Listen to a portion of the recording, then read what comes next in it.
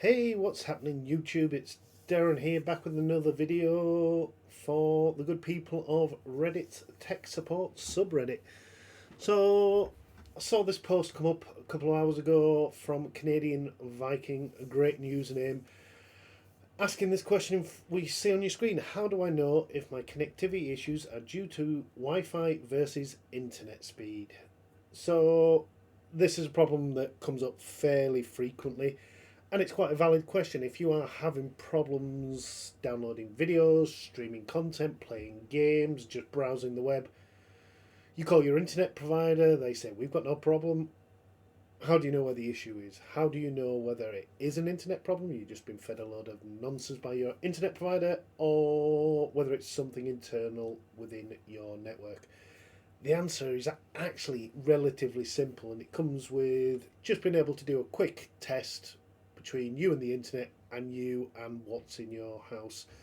So let's start by opening the command prompt. To do this, simply click on the Windows logo or press the Windows button on your keyboard. We'll do the same thing. Type CMD. Give you the option for command prompt and just click on it or press OK.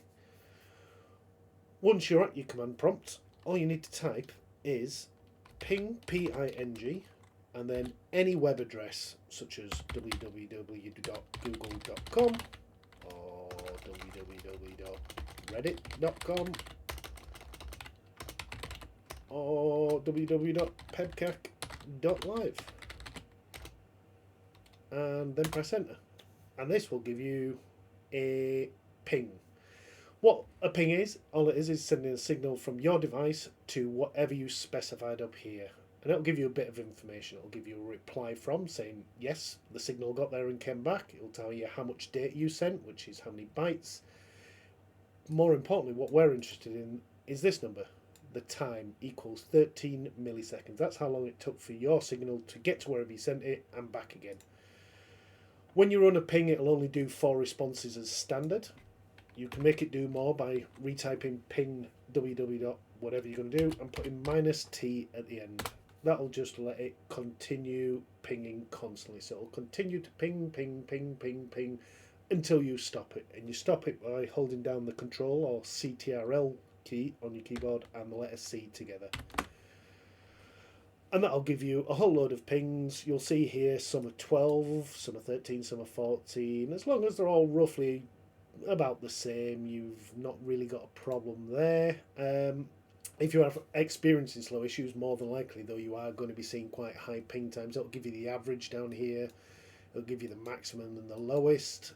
So let's assume that you've done a ping against pebcac.live and it's coming back and it's quite high. It's in the hundreds rather than in the tens, or even higher you can get in some cases. That tells you there's a problem, but it still doesn't answer the question of, is it your side or is it the internet side? The next thing you want to do is find out the IP address of your router or your modem. To do that, simply type ipconfig. That's ipconfig, and press enter.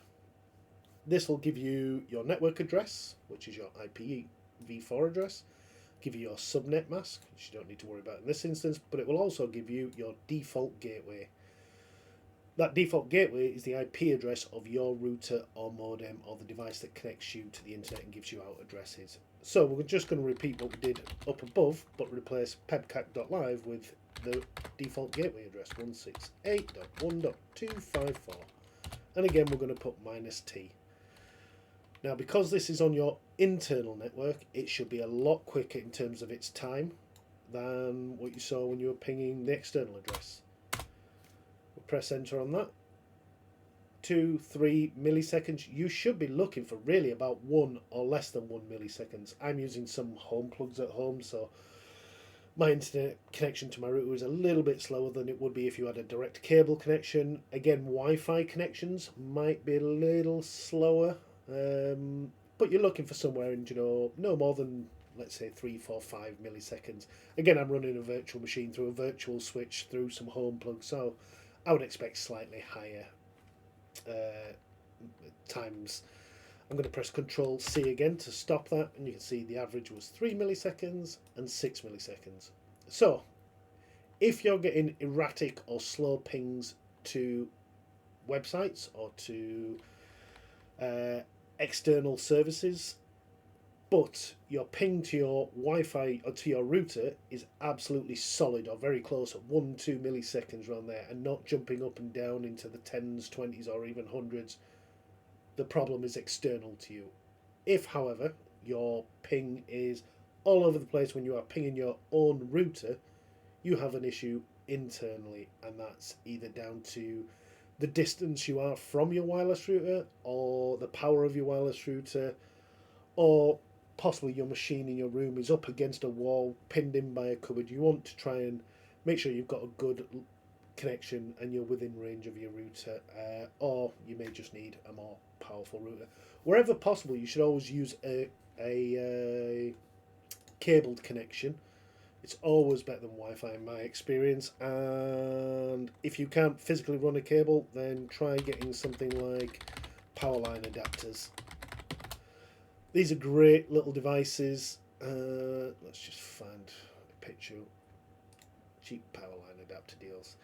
These are great little devices. How they work is you plug one in next to your router. You don't really want Wi-Fi Powerline adapters. I don't see the point in that. That would just boost the Wi-Fi around your house. I much prefer the actual just straight cabled, which is something more like this. And all you do is you plug one in next to your router, you take an Ethernet cable into this port here, and then one in next to your PC and take an Ethernet cable out and into the back of your PC. And they use the copper in your house to transfer the signal. You won't get quite as fast as if you're running a cable direct to your router, but they do a good job. Anyway, that's all I've got for this video. I hope that has helped you, Mr. Canadian Viking, and anyone else watching this video. If it did, please leave a thumbs up and consider subscribing. If it didn't, leave me a comment, reply to the post on Reddit, and we'd love to see you in the next video. Thanks for watching. Take care.